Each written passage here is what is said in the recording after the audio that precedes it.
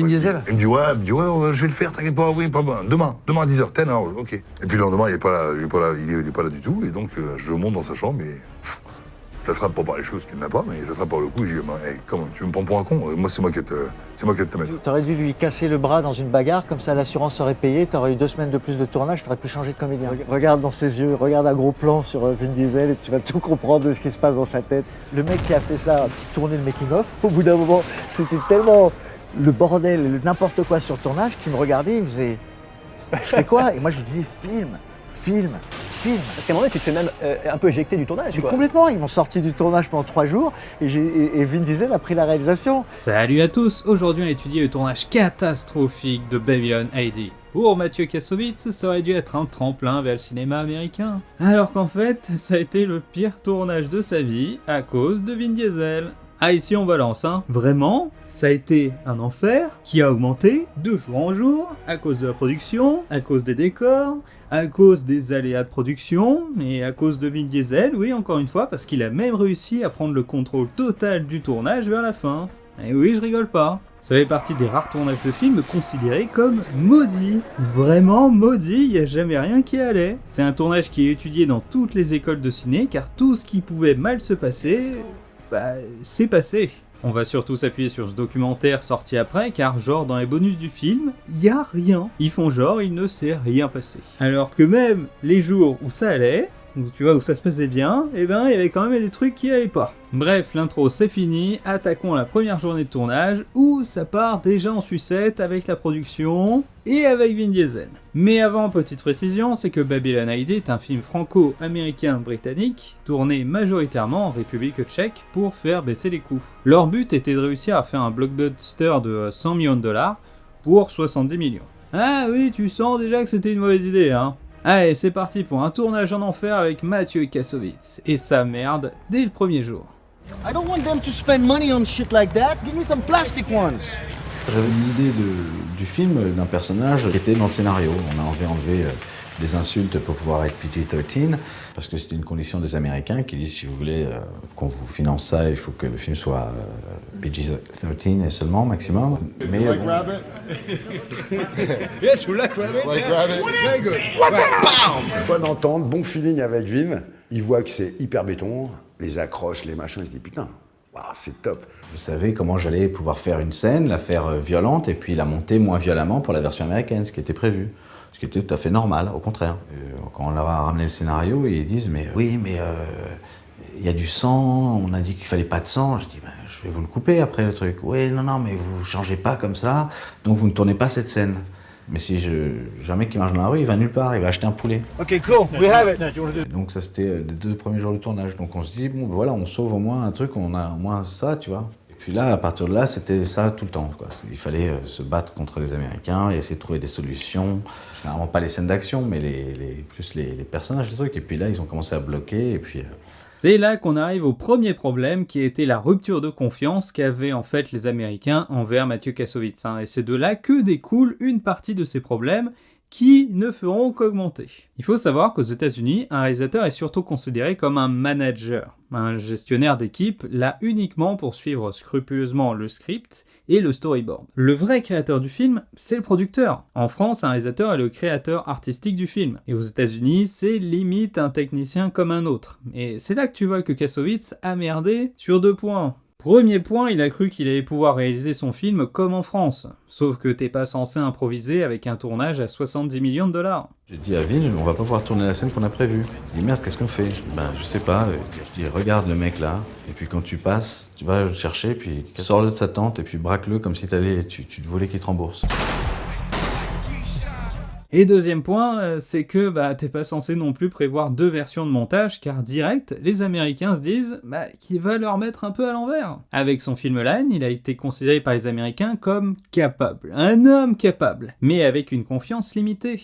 La Haine, c'est en noir et blanc, film d'auteur, tout ça, donc rien à voir avec un blockbuster. C'est pas un Scorsese ou un Spielberg qui, eux, ont obtenu la confiance de la production sur plusieurs films. I'm not Orson Welles. I'm not Steven Spielberg. I'm fucking Mathieu Kassovitz. Lui, Kassovitz, à ce stade, il est limite considéré comme un réalisateur stagiaire. Il doit faire ses preuves, donc dès le premier jour, il dit « Je vais faire une version américaine et une version européenne avec du sang. » Et ça passe pas.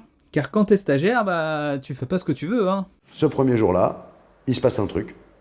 Alors quoi? Je sais pas. Le lendemain, boum. Froideur, mais ouf, entre eux. Et à mon avis, si Vin Diesel s'est aussi vite fermé aux idées de baston, bah c'est parce que la prod l'a direct appelé en fait pour lui dire d'y aller mollo avec les idées de Kassovitz. Ce qui devait bien l'arranger aussi au passage, hein. Dès le premier jour, il y a une rupture de confiance à la fois avec l'acteur phare du film, mais également avec la production, et c'est là que ça a démarré. Car ensuite, la production surveillait ce qu'il faisait et le bridait au maximum, voire même passait outre ses idées en loose day avec les chefs d'équipe. Déjà, les cascades du mur qui explose, il est pas dedans. Et ça t'amuse même pas de te mettre face à la caméra pour faire un truc comme ça en un seul plan, tu vas faire un truc... C'est dommage, quoi. Mais je me dis, bon, c'est peut-être pas assez important, ou c'est peut-être juste, je sais pas. Et puis en fait, c'était comme ça pendant tout le film après. On avait la possibilité de faire un film de 100 millions de dollars pour 60, quoi. Tu vois, ce qui était vraiment le but, c'est d'arriver à faire des films un tiers moins cher que ce qu'ils font aux États-Unis, et mieux. Mais ça marche beaucoup avec du système D. Il est pas mal, le truc. Mais ça, pour vraiment tourner, ouais. Oui, quand le mec il joue pas, c'est bon. Je préfère que voir un machino qui me dit, écoute, on va pas louer une technocrène parce qu'il faut 4 heures pour l'installer, mais j'ai trouvé un truc... C'est une toute petite caméra au bout d'un manche à balai sur un truc et tu vas regarder les images que ça fait, tu vois, je dis waouh, mortel, c'est vrai, j'ai jamais vu ça au cinéma, allons-y. Et là, c'est un autre problème. Ah, perso, je suis d'accord avec lui, le système D fait souvent des miracles. Moi, c'est toujours ce que j'ai fait. Mais pour les Américains, bah, ça te décrédibilise totalement, hein. C'est une industrie et si tu proposes du système D, ben, on te prend pour un rigolo. Pour eux, il n'y a pas à avoir de système D, car c'est un milieu professionnel avec des moyens. Et si t'as pas les moyens, bah tu fais pas de film. Et ça, je pense que c'est dans tous les secteurs, hein. Dès que tu proposes une idée, mais qui est un peu à l'arrache, mais qui fait baisser les coûts, et ben on te prend pour un rigolo. En France, dans le ciné, on est plus ouvert à ça, car on est habitué à avoir des budgets hyper ric-rac. Mais aux États-Unis, ils ont de l'argent. Par exemple, quand ils ont tourné le Da Vinci Code à Paris, eh ben t'avais 80 personnes H24 qui étaient payées pour le...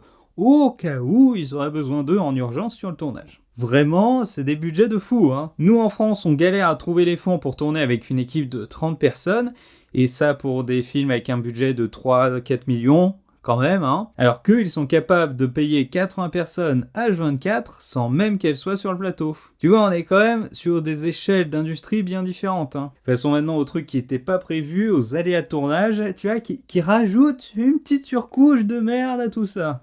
Cameras up. Look, everybody. There we go then. Roll, please.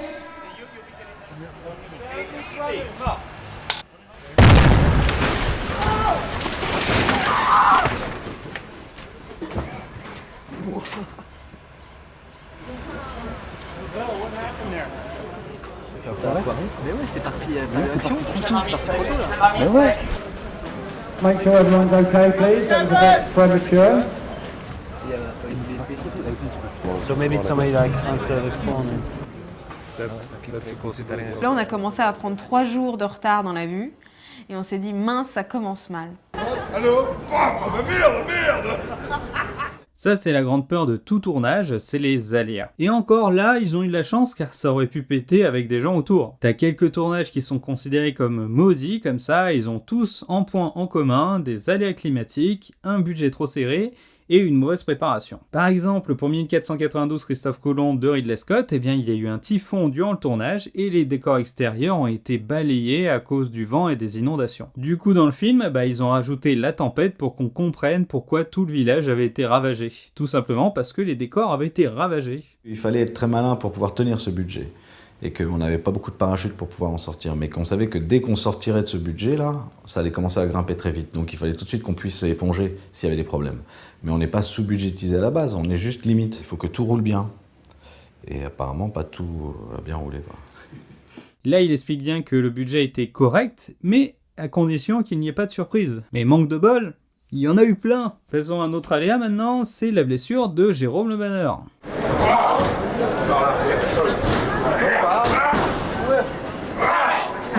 Vin, bien évidemment, s'était pas entraîné parce qu'il y avait des soucis, des machins, donc il est arrivé à Ostrava sans entraînement. Vin ne va pas faire de bagarre du tout. Que je pensais être des gens qui sont très participatif, quoi, comme les Mélanie ou comme les Michel, qui veulent en faire, qui veulent, tout ça. Voilà. C'est très rare de tomber sur un acteur qui ne veut pas faire les choses. Play. I want acting because this is too soft. Il bloque, il trouve le moyen de venir me voir pour me dire « Alain, j'adore ce que tu fais. J'adore, I love you. » Total, hein. Mais je viens pas. Pourquoi?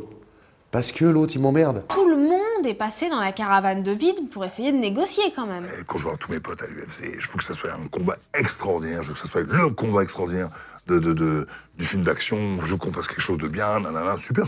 Il y avait Alain Figlas qui montait les scènes d'action. On dit ok, mais quand? Les scènes d'action, avec faut s'entraîner. ton stunt. Parce qu'il faut savoir qu'il a un cascadeur de face et un cascadeur de crâne. Mais non. Oui, un Belge. C'est deux différents? Oui, deux différents. Vin Diesel? Il me dit ouais, je vais le faire, t'inquiète pas, oui, pas bon. Demain à 10h, 10 hours, ok. Et puis le lendemain, il est pas là du tout, et donc je monte dans sa chambre et je l'attrape pour parler des choses qu'il n'a pas, mais je l'attrape par le cou et je dis hey, comment, tu me prends pour un con? Moi c'est moi qui ai de te mettre. Je l'ai attrapé par le col, par la veste. Mais il vient? Et il vient.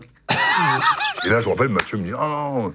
Mathieu Kassovitz? Ouais, il me dit avoir des problèmes, parce qu'au départ, il était tout content, tu sais. Il s'est vendu lui-même comme un Chicano, c'est machin, puis Mathieu, il est fervent de ça, c'est ouais, machin, nanana, puis en fait, oui, c'était que du pimp. Une brioche, une bedaine qui commençait à prendre de l'essor, tu vois, il commençait à être plus gros que la moyenne. Ah oui? Et puis une relation avec sa sœur un peu tendancieuse, je dirais. Je l'attrapais, je dis, moi, écoute, j'ai rien à perdre, mon pote. Viens, je l'attrape, on descend les marches, on va dans le gym. Écoute, il a aimé ça. Close the door, boom. Then so you're here. Et là, d'un seul coup, j'ai un Vin qui fait « Ouais, yes, putain, j'ai Vin Diesel et j'ai Mathieu Kassovitz ensemble. Guys, let's not go too far. On a loupé 2-3 trucs. Ça va commencer à envoyer. Allez, c'est parti. »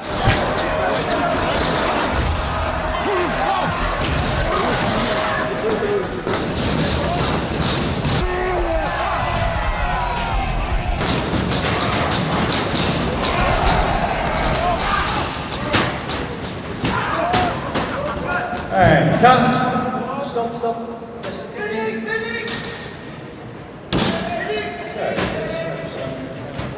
Je l'attrape, il doit aller à droite, et ce con est tellement gros, et il va à gauche, et là, mon genou... Ton genou? Le ligament croisé pété. Ouais. Putain! Jérôme de peur d'exploser Vin, donc sur 2-3 enchaînements faciles, sauf qu'à un moment, on a un enchaînement où Vin doit tomber, alors on met un matelas par terre parce qu'il ne faut pas qu'il se fasse mal, et c'est normal. Il a cogné dans le matelas, hop, il a eu un petit affaissement, sans lâcher Vin Diesel, justement, qui n'est pas non plus un bébé de 2 kilos, hein, c'est un bon bébé. Donc au moment où il a tenu Vin, plaf, il s'est fait les ligaments au niveau du genou et ça a pété. À ce moment-là, quand c'est arrivé, je me suis dit, mais ils s'en foutent, de toute façon, Vin, il se fout de tout. Mais au fond, il était sacrément embarrassé par ce qui s'était passé, quoi. T'imagines la culpabilité, quoi. Déjà, il y avait des tensions qui commençaient à monter depuis quelques jours. Le tournage était déjà un petit peu moins léger. Bon, bah là, tu commences à rentrer dans un truc où on sentait que ça commençait à partir en sucette. Hein. Je vais dans son trailer, dans sa caravane, là, et là, j'ai pouillé la vie. Là. J'ai dit, écoute, Diesel, tu portes bien ton nom pourri.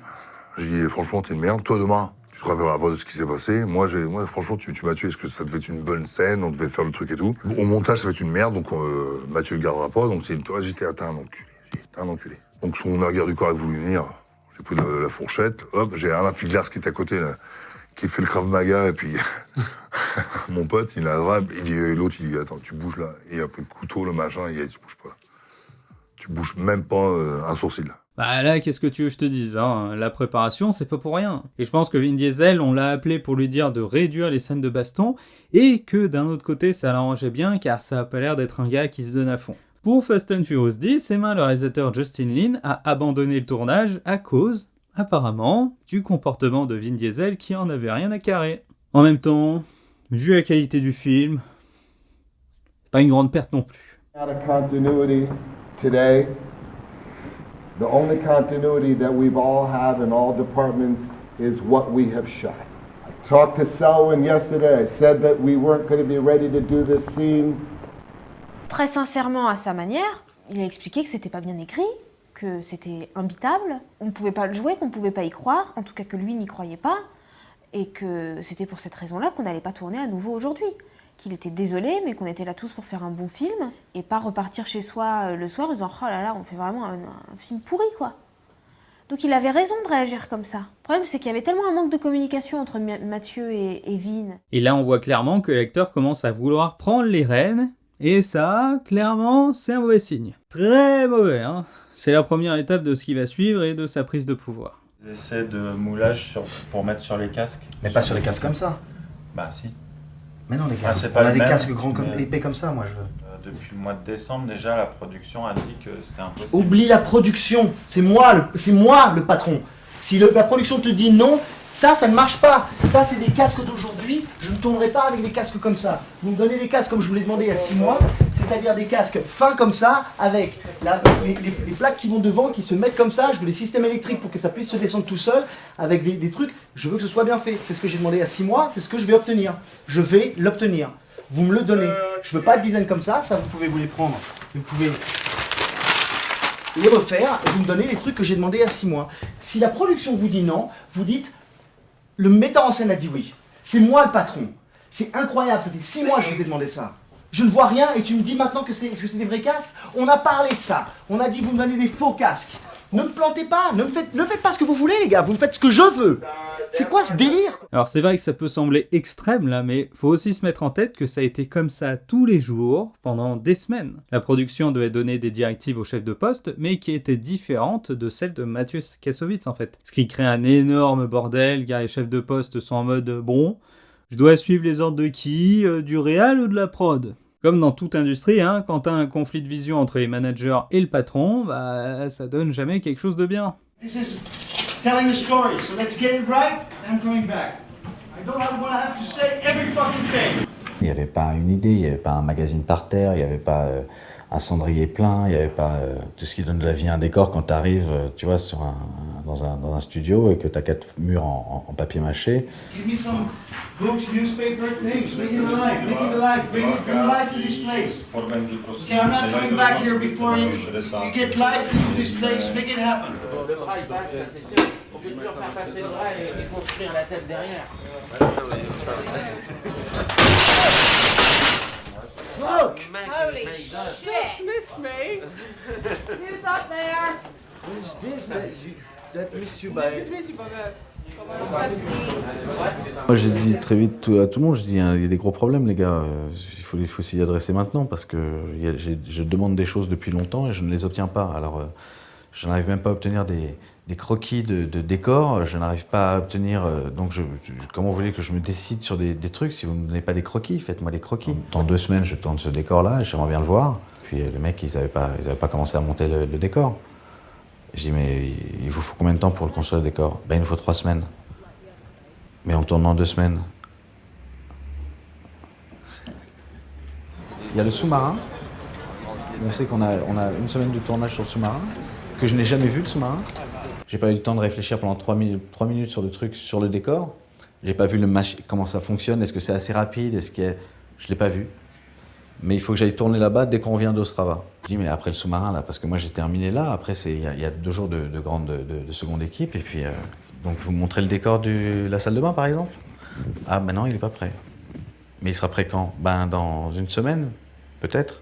Et ça, c'est un autre problème, car j'ai eu pas mal de retours sur le fait que dans les pays de l'Est, les techniciens ont pas vraiment envie de bosser. Par exemple, il y avait le régisseur général des Poupées Russes qui m'en avait parlé. T'as une partie qui a été tournée à Saint-Pétersbourg, et donc, quand on tourne dans d'autres pays comme ça, en général, on fait le voyage uniquement avec les chefs de poste, et le reste des techniciens, on les trouve sur place. Du coup, premier jour du tournage, il arrive à 7h, et il est tout seul. Il y avait que les Français qui sont venus, et les Russes, ils savaient pas où ils étaient. Du coup, il était obligé d'aller au McDo du coin pour prendre de la bouffe pour 30 personnes. Et les Russes, ils sont arrivés vers midi parce que... ils étaient tellement contents d'avoir du boulot, ils ont fêté ça toute la nuit, hein. Vodka. C'est normal en Russie. Ah, ce genre d'anecdote, moi, ça me fait rire. Let's go! Okay, right, stand by then. C'est lent, les gars. Putain, bougez-vous!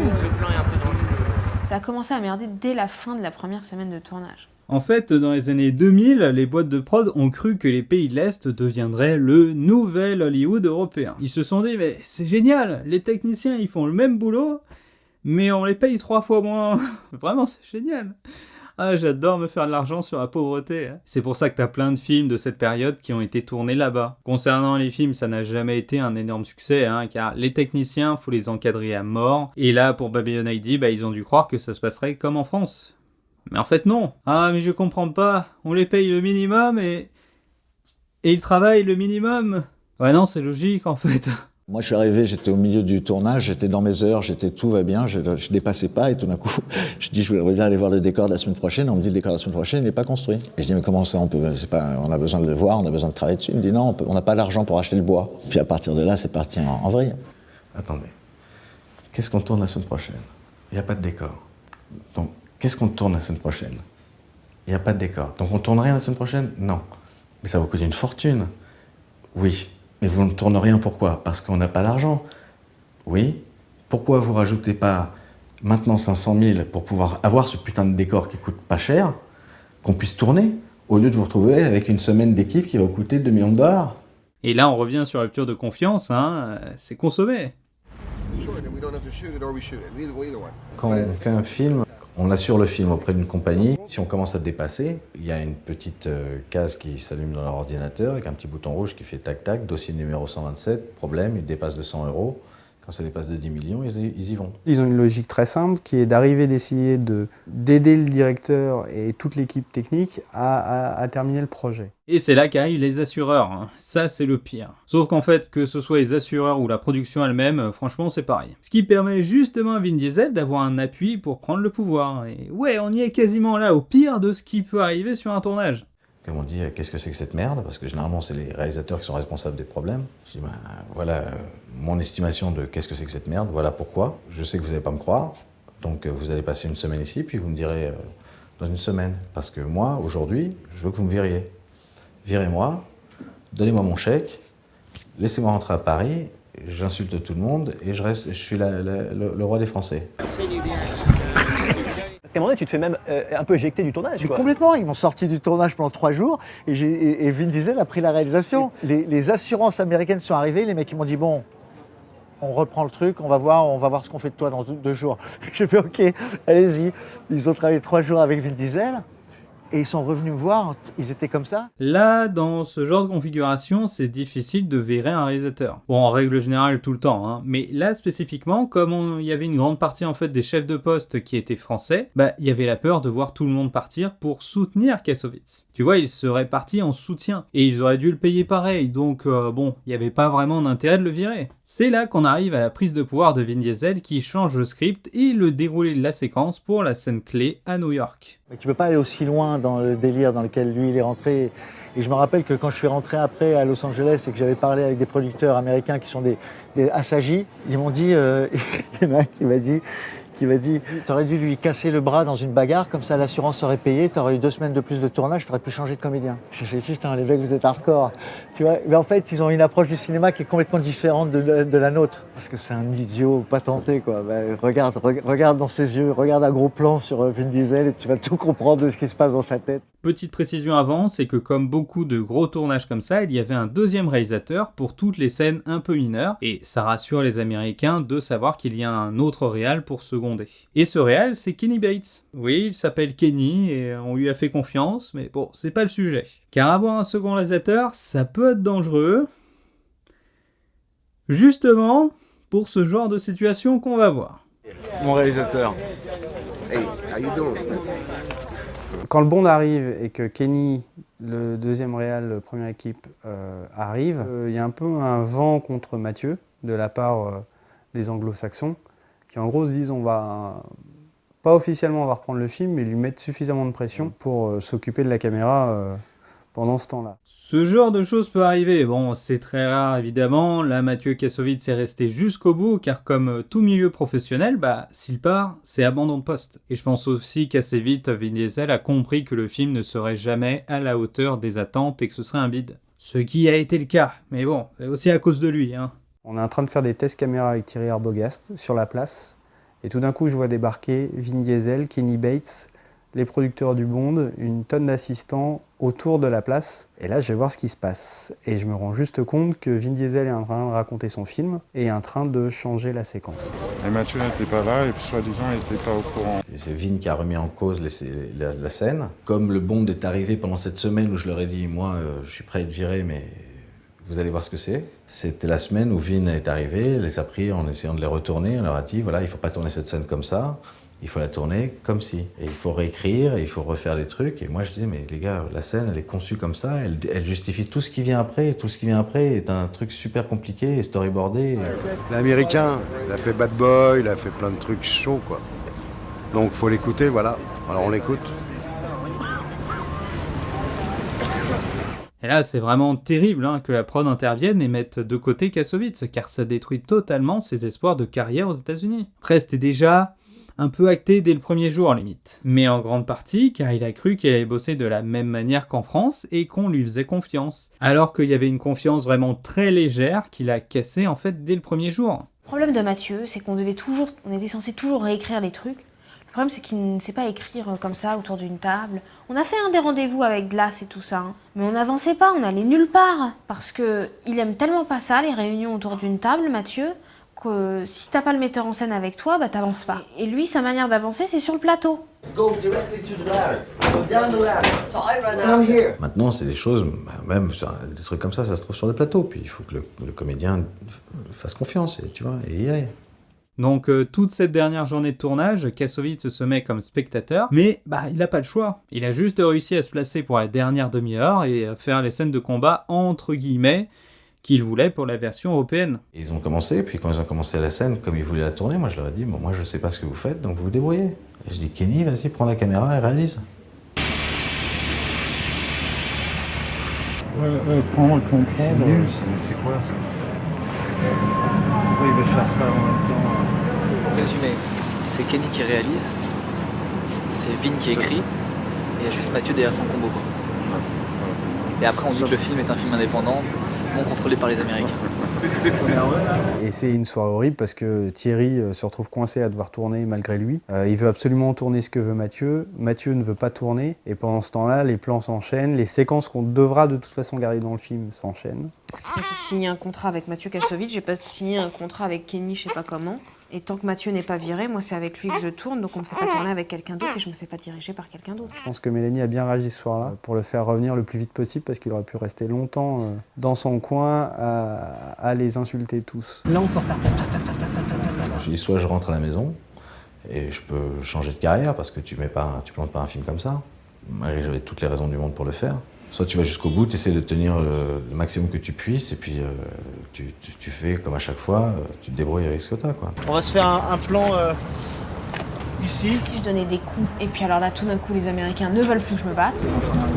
La première version. Ouais, mais moi quand je t'ai rencontré le 16 au mois de juin, quand tu me parlais de Brooklyn Square au mois de juin, il n'était jamais question que je marche. Il a toujours été question que tu me dises que je fasse de l'aïkido, et que je fasse des trucs, et que je les fasse tomber. Et que finalement on a fait cette scène de baston à 5h30 du matin, on finissait de tourner à 6h, qu'à 5h30 du matin il m'a dit vas-y, on se fait un plan séquence super vite, on n'a pas le temps, on le tourne 2 fois en 2 prises et comme ça on l'aura rien que pour nous au moins dans la version européenne. L'équipe américaine et Vin Diesel qui doutent, mais qui à ce moment-là ne sont pas en train de douter du plan, mais sont en doute de la façon dont le film se fabrique. Donc ils sont en négociation sur tout, et ils sont en train de demander est-ce que vous êtes sûr qu'on doit faire ça, qu'on doit faire ça, qu'on doit faire ça.